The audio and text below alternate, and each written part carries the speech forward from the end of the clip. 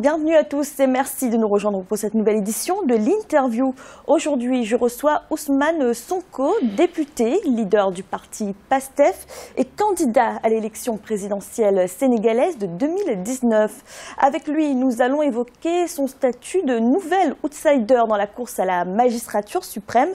Et puis, nous lui demanderons quelle est sa vision du nouveau Sénégal. Bienvenue. Merci madame. Merci d'avoir accepté notre invitation. Ousmane Sonko, vos sorties publiques et médiatiques ne laissent personne indifférent.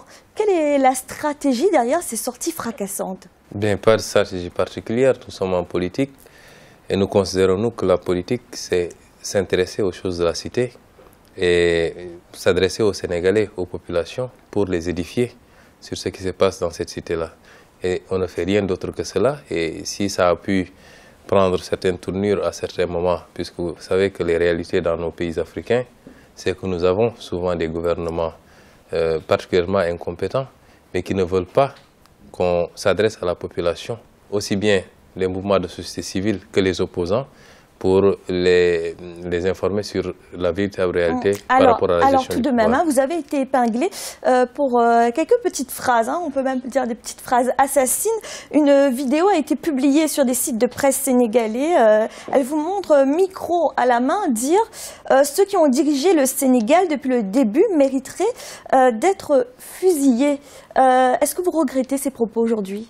Non, vous savez, quand on sort des propos de leur contexte, on peut, avec les technologies maintenant, vous pouvez faire dire n'importe quoi à n'importe qui. Alors vous avez dit cette phrase. Ça a été sorti de son contexte. En réalité, nous avons considéré, nous, que par rapport à la situation actuelle du Sénégal, où les jeunes sont en train de mourir dans les océans pour atteindre l'Europe ou dans le désert libyen, où des femmes meurent en accouchant parce que simplement il n'y a pas d'infrastructure sanitaire, où tout manque à tout le monde. Quelquefois, quand on fait le diagnostic et quand on fait le bilan, il y a de quoi être très remonté contre ceux qui ont eu à diriger nos pays, ces pays qui ne manquent d'absolument rien en termes de ressources et de capacités. Et je considère qu'il y a eu beaucoup de trahison contre nos peuples, beaucoup de trahison de nos gouvernants. Et pris dans ce contexte-là, c'est de dire qu'ils mériteraient quand même d'être sanctionnés. Mais ce n'est pas dans le sens premier où il faut mettre les gens, les aligner et les fusiller.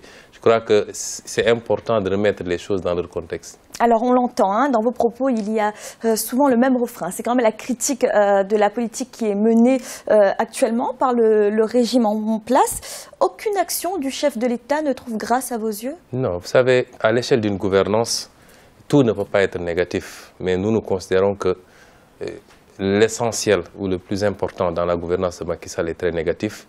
Et malheureusement, ça va emporter tout le reste. Parce que quand vous vous trompez totalement d'orientation, quand vous vous trompez de priorité par rapport à la situation actuelle du Sénégal, qui, je le rappelle, figure au tableau des 25 pays les plus pauvres du monde, quand vous gérez, vous gouvernez mal, ou alors de manière, vous ne respectez pas les règles élémentaires de la bonne gouvernance, ce qui se passe dans la gestion de nos ressources naturelles, dans la gestion de nos marchés publics, vous gérez le pays dans un esprit clair. Mais il n'y a que le président actuel qui soit responsable d'une telle situation, les autres présidents qui l'ont précédé justement. Oui, les autres présidents ont fait des choses pareilles, ont été sanctionnés. Ce qui nous intéresse aujourd'hui, c'est ce qui est en train de se passer. Un président a été élu sur la base d'un certain nombre de slogans liés à la rupture, à la bonne gouvernance, au retour de l'état de droit, ainsi de suite. Donc, au redressement économique aussi. Au redressement économique, au slogan « La patrie avant le parti », ainsi de suite. Et aujourd'hui, on voit qu'il fait exactement le contraire de ce qu'il avait promis aux Sénégalais. Je ne peux pas être là à faire des procès de Senghor, premier président du Sénégal, ou de Diouf, ou de Abdoulaye Wade. Ce qui m'intéresse, c'est ce qui est en train de se passer aujourd'hui. Alors, justement, si on s'intéresse quand même à ce qui a été fait depuis l'élection du président Macky Sall, puisque c'est lui dont vous parlez, si on prend l'économie, par exemple, selon la Banque mondiale, c'est le rapport de la Banque mondiale sur la situation au Sénégal, la croissance économique se serait établie à 6,8% en 2017, soit la troisième année consécutive de croissance supérieure à 6%, un résultat, et c'est toujours la Banque mondiale qui le dit, qui tient en partie à la mise en œuvre du plan national de développement lancé par le président Macky Sall. Là, ce sont les chiffres d'une institution internationale. Que dites-vous, vous? Vous savez, madame, moi, je suis financier de formation. Les chiffres, ça ne veut absolument rien dire.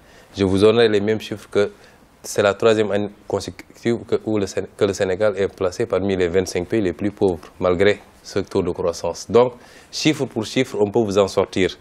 Ce qui est important, c'est que d'abord, il y a un taux de croissance. Mais un taux de croissance qui n'a réduit ni la pauvreté, mais qui n'a surtout pas permis de créer des emplois. Parce que c'est un taux de croissance extraverti. Aujourd'hui, quand vous avez 84% de votre économie tenue par des intérêts étrangers, vous faites 10% de taux de croissance, les 8,4% sortent de votre pays. Et ce n'est pas une croissance endogène, ce n'est pas une croissance structurelle en plus, parce que c'est une croissance qui n'est due qu'à la bonne santé de l'économie mondiale. Vous savez que le cours du baril du pétrole a été descendu pratiquement jusqu'à $30 ces 3 dernières années. Vous avez vu qu'avec la légère hausse à $70, le ministre de l'économie et des finances a été obligé de passer aux aveux la dernière fois sur les difficultés de trésorerie de l'État et a indexé le coût du baril.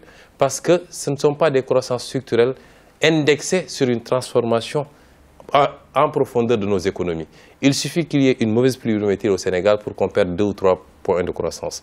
Et donc, ce qu'il faut voir, aujourd'hui, la tendance mondiale, depuis la fin de la crise économique des années 2008-2011, c'est qu'on a une croissance mondiale. Vous retrouverez ce même taux de croissance pratiquement dans tous les pays. C'était quand même une croissance qui était en berne. On parlait d'économie morose au Sénégal en 2012 lorsque le président Je vous ai dit, vous avez vu qu'il y a eu une crise mondiale avec la crise des subprimes qui a commencé en 2008 à peu près. Le coût du baril du pétrole avait dépassé les $100. Il y avait mondialement une crise qui a commencé à se tasser à partir de 2012-2013 et que la tendance est inversée. Regardez la croissance de tous les pays de la zone UEMOA, regardez la croissance de l'Afrique de manière générale. Donc ce n'est pas quelque chose qui soit spécifique au Sénégal, mais je peux vous dire que ce qui est le plus important, comme on dit dans nos jargons, les populations ne mangent pas le taux de croissance. Allez au Sénégal et voyez, est-ce qu'il y a une réduction de la pauvreté? Est-ce qu'il y a création d'emplois? Est-ce que le système de santé s'est amélioré? Est-ce que l'éducation publique fonctionne? La Banque mondiale dit que la pauvreté a également reculé. Ah non, je suis désolé, si c'est la Banque mondiale. C'est le rapport de la Banque mondiale. Regardez le rapport des organisations spécialisées dans le classement selon l'indice de développement humain, dont le dernier rapport qui classe le Sénégal parmi les 25 pays les plus pauvres du monde. Moi qui vis au Sénégal, je peux vous dire que la pauvreté n'a pas reculé et je ne sais pas sur quelle base on se fie pour donner ces statistiques. Alors, c'est le rapport de la Banque mondiale. Alors, on va parler un peu et ne pensez pas que tout ce qui vient de la Banque mondiale est vérité absolue aussi. Alors, en parlant de vos propositions, il y a une idée à laquelle vous tenez.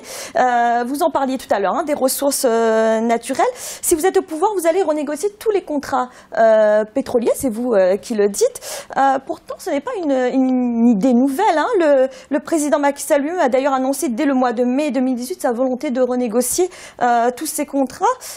Finalement, ce n'est pas une nouveauté, cette idée.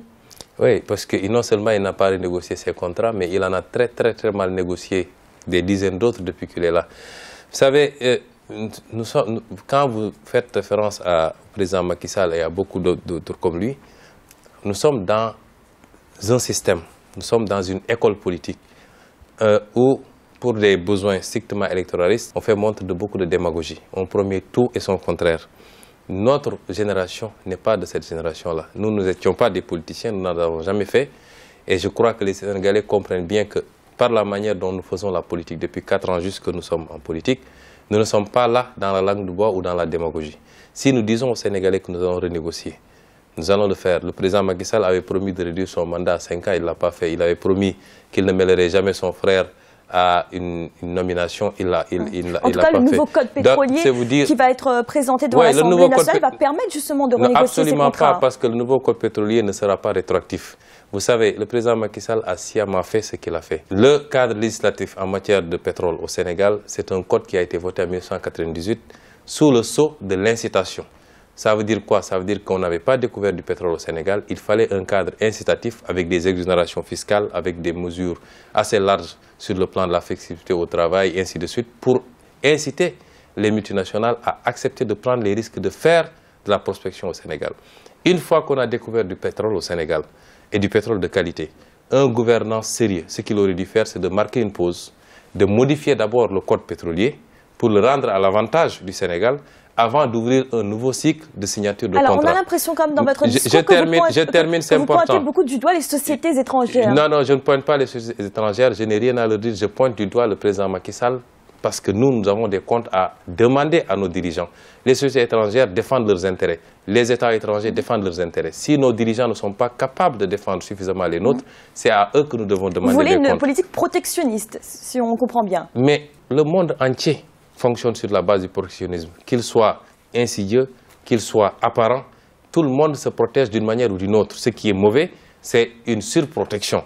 Mais pour terminer par rapport au code pétrolier dont vous parliez, le président Macky Sall a fait exactement le contraire. Il a d'abord signé avec des multinationales. Il a attribué tous les blocs pétroliers sur des périodes de 45 ans avant de venir pour vouloir nous proposer un nouveau code pétrolier qui ne pourra pas rétroagir et qui ne couvrira les situations que d'ici 45 ans. C'est en cela que c'est grave parce qu'il l'a fait sciemment. Et on avait la possibilité, avant de donner un contrat à Total, avant de donner un contrat à BP, avant de donner un contrat à Ovidi Tender, on aurait pu marquer cette pause, faire d'abord cette réforme importante, la faire voter par l'Assemblée nationale et attribuer les nouveaux contrats sur la base de ce nouveau code qui aurait dû être beaucoup plus avantageux au Sénégal que ce qu'il a fait. Ousmane Sonko, vous êtes député, leader du parti PASTEF et candidat à l'élection présidentielle sénégalaise de 2019. Merci d'avoir répondu à nos questions. C'est moi qui vous remercie. Et merci à vous de nous avoir suivis. N'oubliez pas, vous pouvez retrouver cette émission et tous nos autres programmes sur www.africa24tv.com et à bientôt pour un nouveau rendez-vous de l'interview.